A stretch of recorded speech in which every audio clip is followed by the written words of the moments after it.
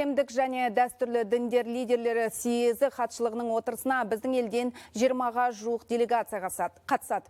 Қазанда өтетін отырысқа парламент сенатының спикері Мәулен Әшімбаев төрағалық етеді. Онда 2022 жылы өтетін әлемдік және дәстүрлі діндер көшбасшыларының 7-ші съезіне дайындық барысы мен пандемиядан кейінгі даму жағдайы сөз болады.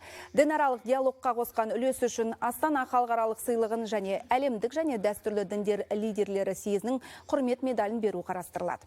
Сондай-ақ елбасы Нұрсұлтан Назарбаевтың өркениетаралық және дінаралық диалогты ілгерілетудегі рөлі туралы арнайы құжат жобасы талқыланбақ.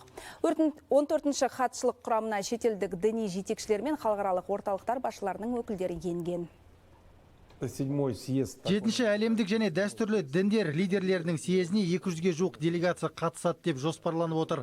Айтулы шараға дүниенің төрт бұрышынан ықпалы зор дін басшылар қатысады. Ол адамдар өз еліндегі саясатқа, іргелі істерге ғана әсер етіп қоймай, қарапайым адамдарға да ой салады. Мұндай жиында әлемде Қазақстан бірінші болып қолға алды. Тек қана сіз айтқан саясаткерлер ғана емес, бақ өкілдері, қоғам белсенділері, халықтың өзі өте белсенді араласу керек.